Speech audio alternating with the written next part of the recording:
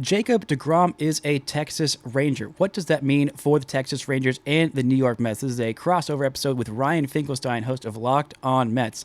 Here's Locked On Rangers. Let's get into it. You are Locked On Rangers, your daily Texas Rangers podcast. Part of the Locked On Podcast Network, your team every day.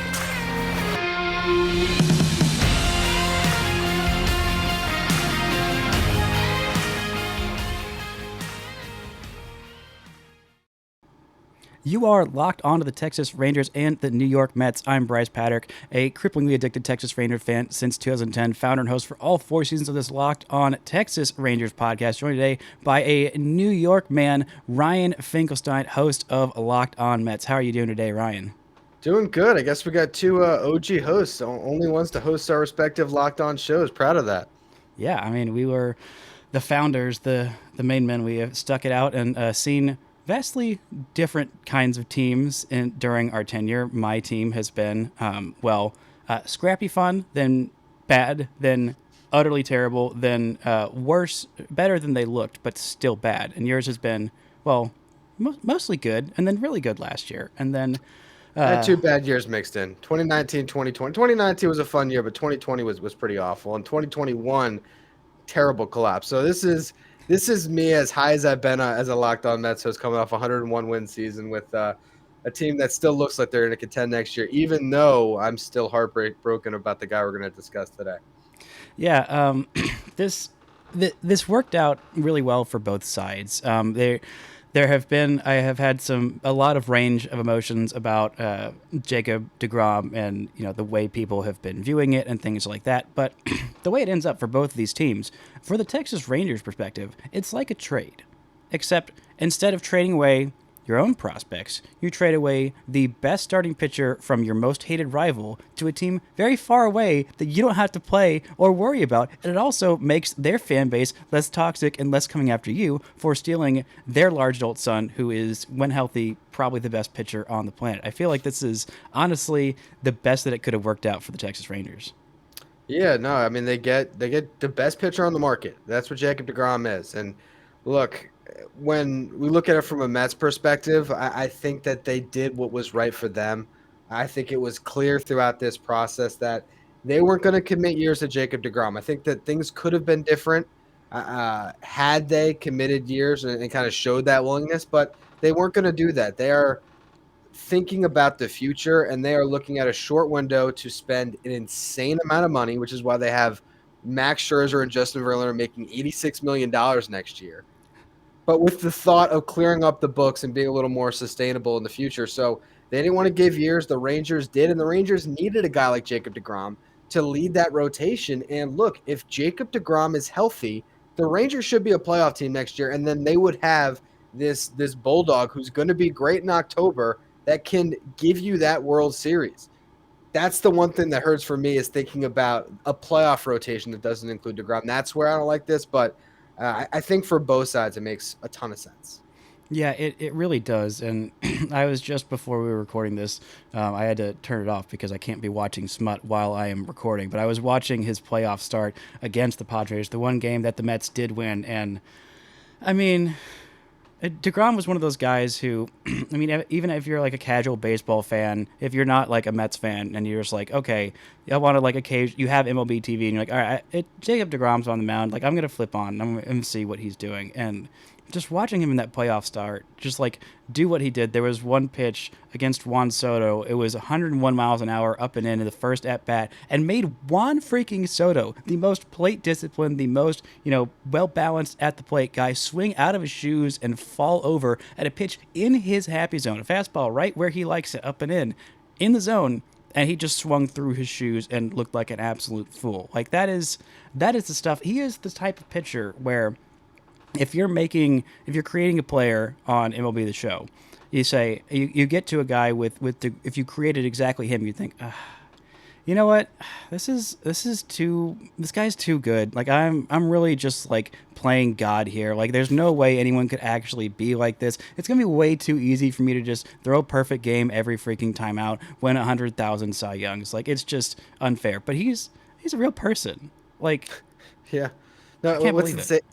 Insane is I have, as a Mets fan, played with Jacob deGrom on the show many times, and I can't even duplicate his numbers in real life on a video game. As great as he is, as talented and insane as it is to get to pitch 100 miles per hour on the show, I can't do what he does. He is as close to perfection on a mound as you're going to find.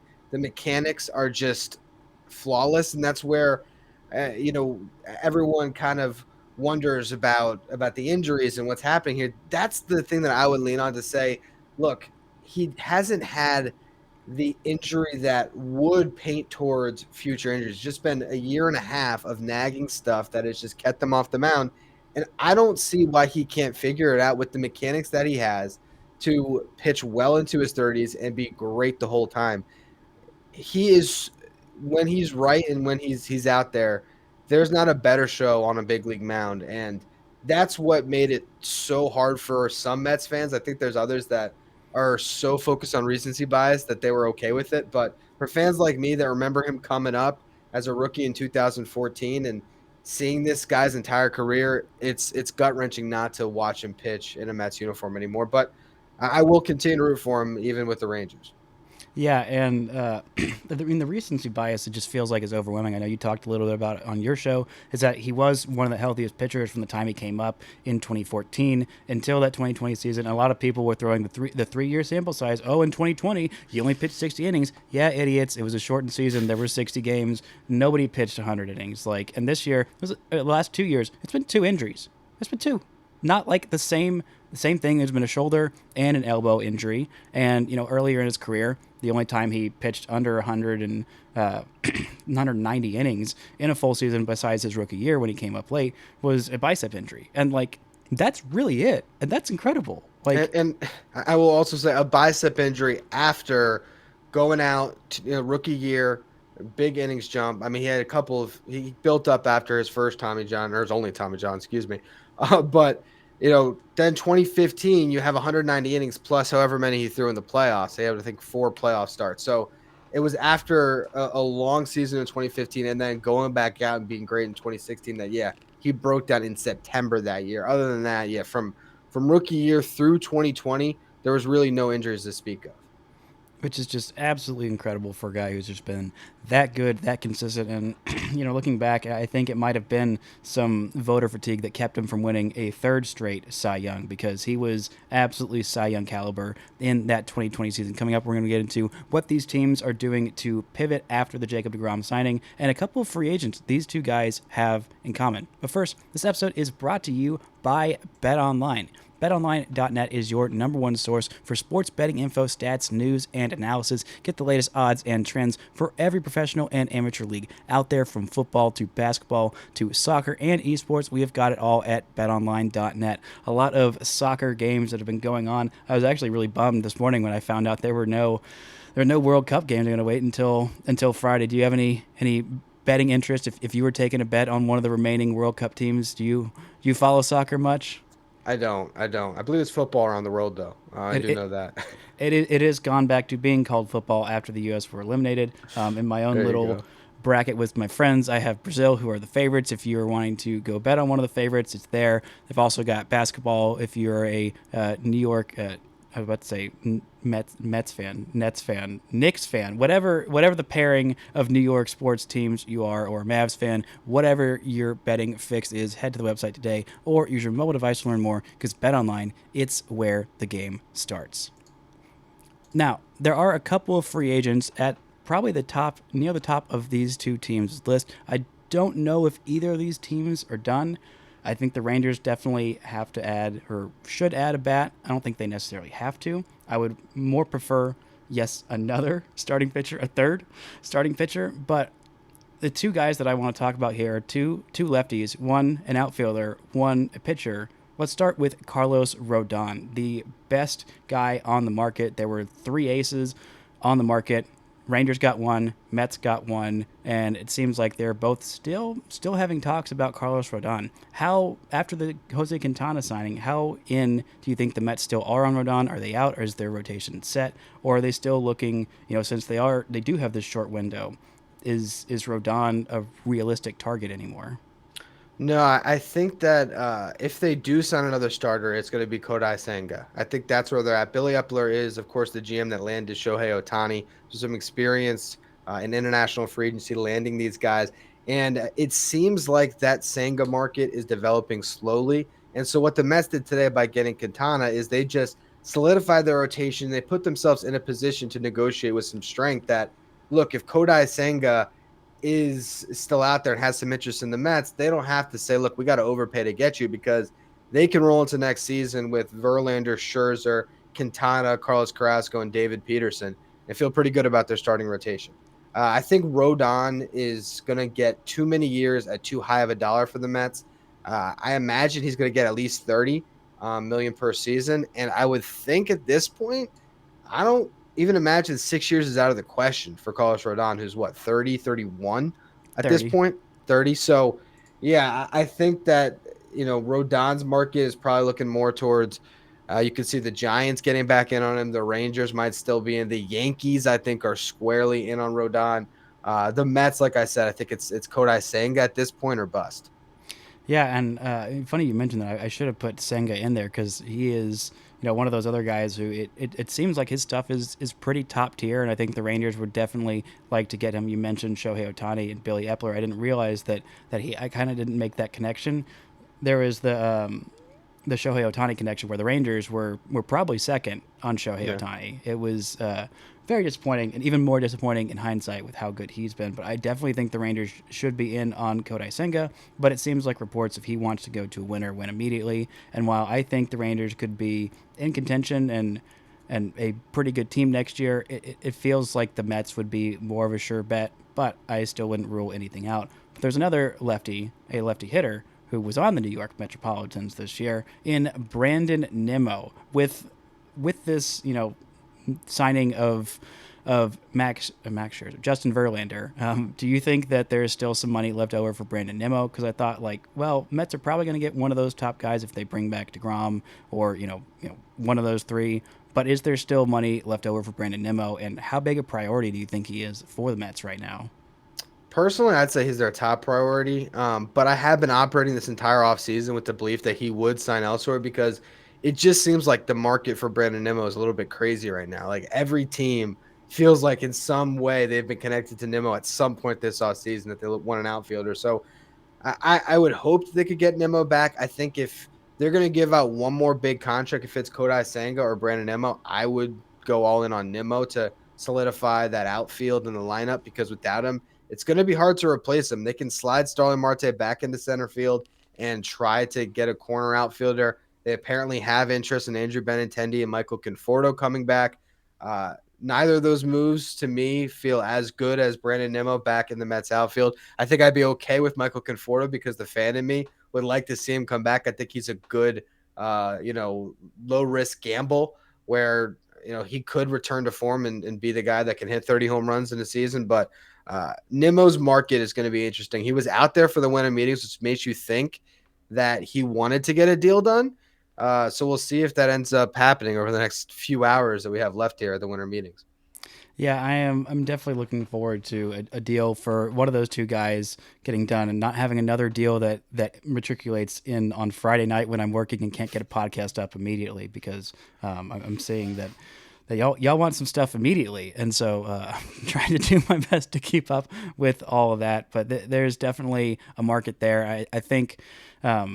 The name you just mentioned, that is immediately eluded me. Kodai Senga? No, left fielder that was on the Mets, Oh, missed last year. Conforto. Conforto, yeah, that was a name that's floated out for the Rangers, who Yeah. need an outfielder.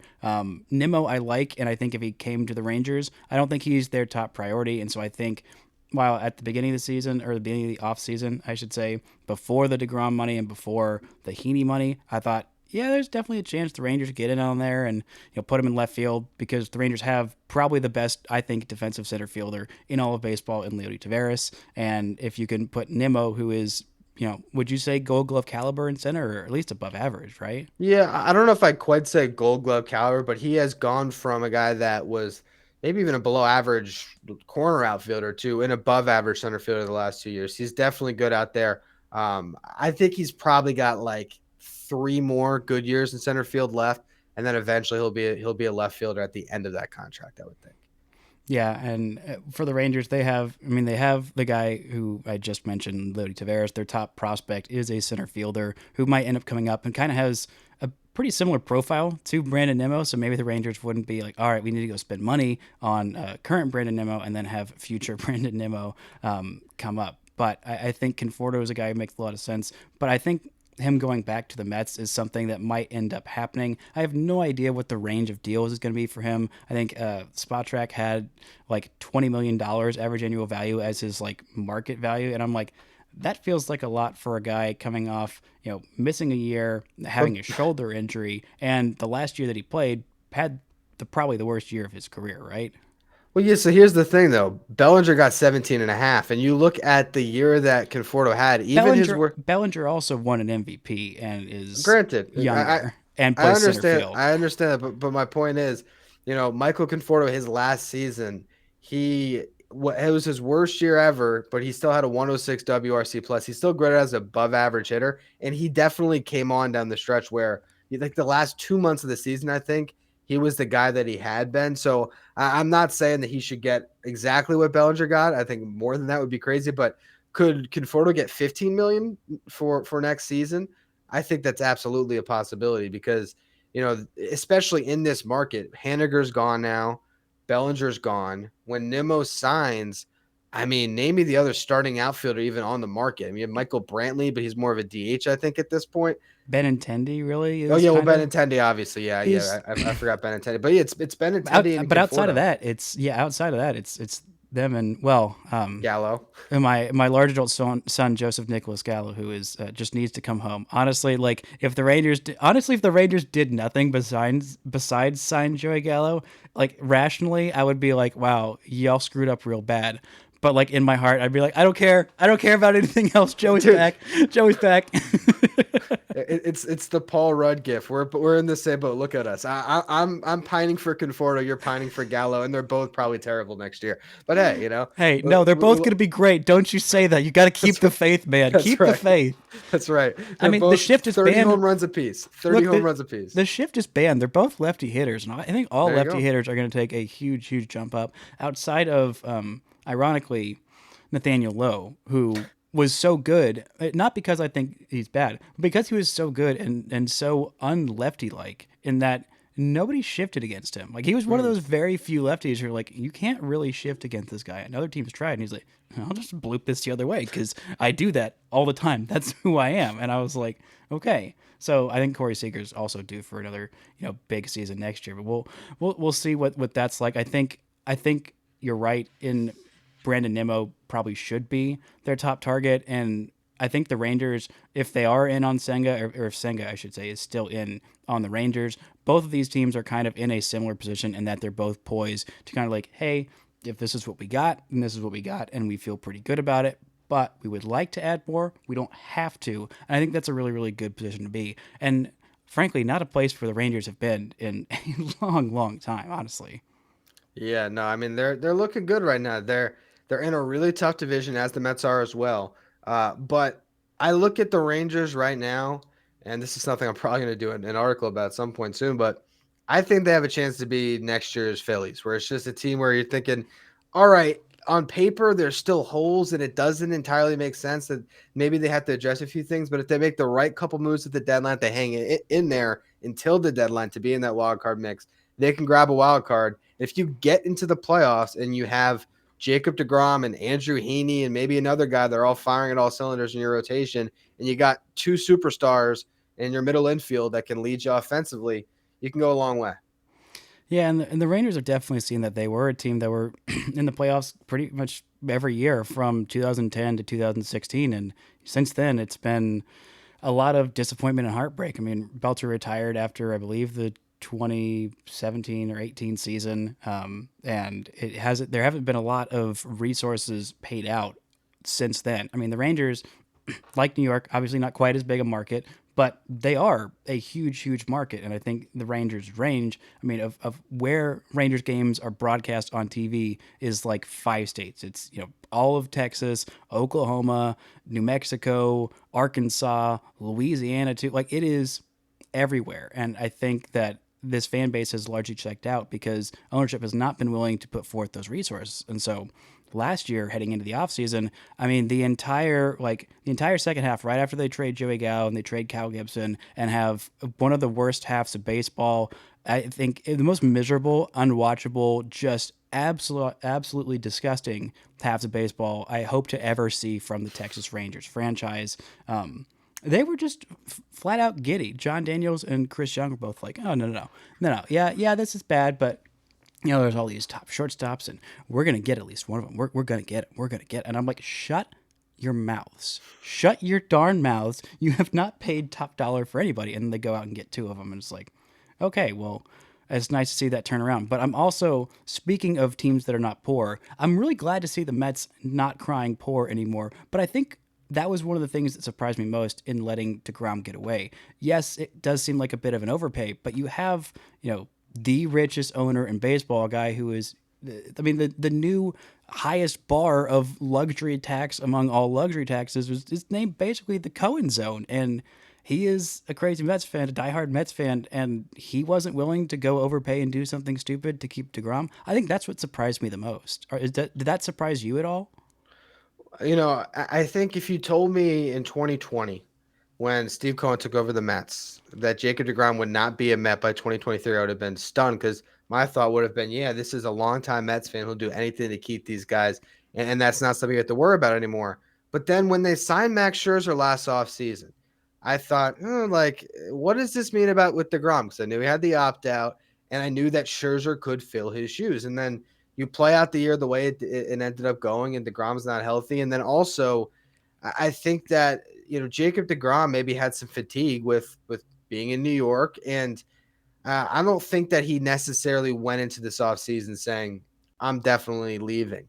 But he went into this offseason saying, I need to secure the deal that's going to take me through my career. You look at his career earnings at Spot Track, it's less than $75 million up to this point. So it's crazy for 9 seasons. Now that's because there was deferred money, which he'll still get some of from this contract, but he was significantly underpaid. And to really take you full circle on this one, it was 2018. He wins a Cy Young. That season, Brody Van Wagenen bangs his hands on the table at the deadline, says, trade my client or extend him. The Mets do nothing.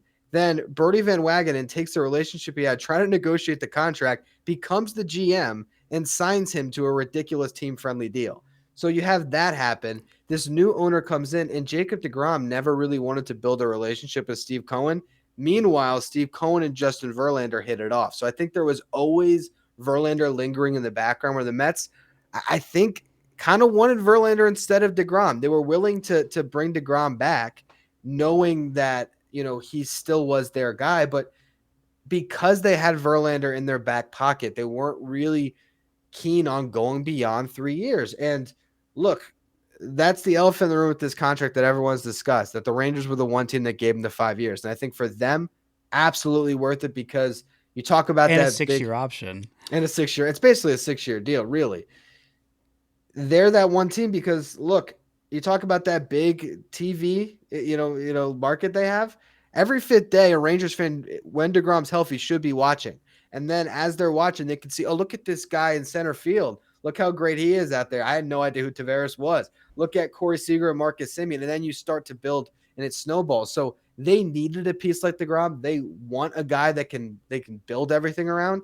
The Mets are in this point where they were scared that if they signed deGrom and it ends up dead money in 2 years, are they going to be able to bring back a Pete Alonso when he hits free agency? I mean, there's things like that. So I think it was a perfect combination of events where the Mets weren't all in on deGrom. deGrom wasn't all in on the Mets. And because of that, when another team came in and he hits it off with Chris Young and Bruce Bochy in meetings, it just became clear that he wants to go to Texas. And Texas, for a guy that grew up in kind of a country environment where he's probably used to farmlands and things like that, he's going to love buying a ranch, living in Texas, having a huge house for his kids, and moving his life out there. I don't know how much he wanted to do that in New York City.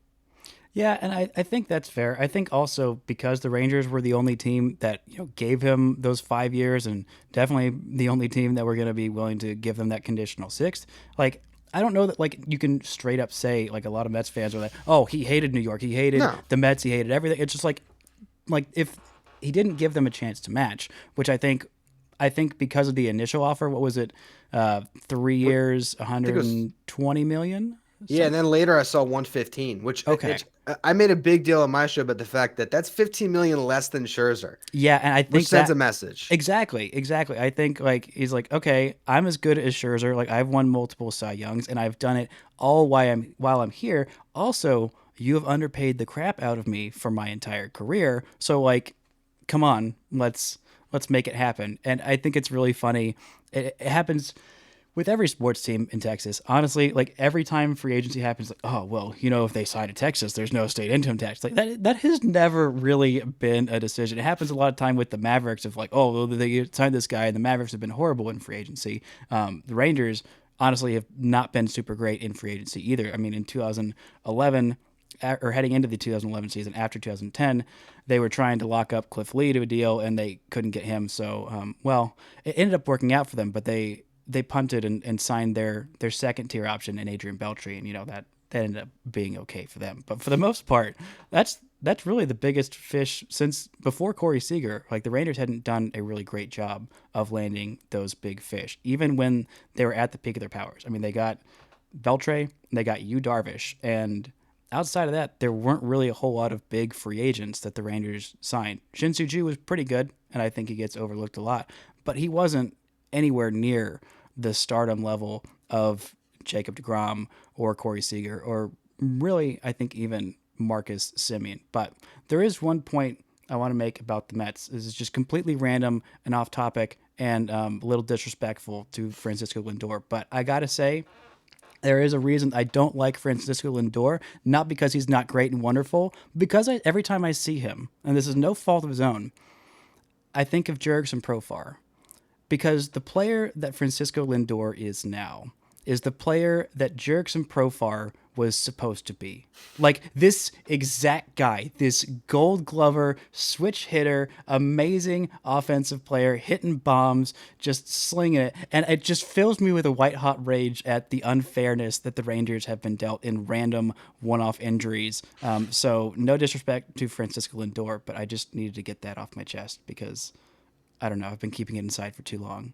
But Yeah, I guess we never foresaw left fielder of the Padres, Jurickson Profar, 10 years ago. So I can feel your pain, and it is what it is. Some of these guys, it takes a while to they even become a quality starter like Profar did, and very few actually become Lindor. So happy that Lindor's on the Mets, though. I think when I saw Trey Turner's contract, I realized he's getting paid till he's 40.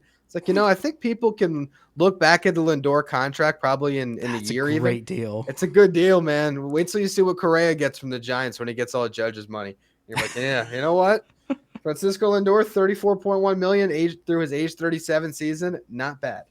Oh, that is a great deal. But you did mention something I think a couple of days ago of like imagining a Mets versus deGrom World Series, and man, I'm really hoping that happens. I'm also hoping that the Rangers' terrible luck with injuries, with what happened to Profar and what happened to Prince Fielder and a few others that I just don't want to get into. It's because it's going to be too depressing. But I'm hoping that bad luck kind of karmas out into good luck for the health of one Jacob deGrom.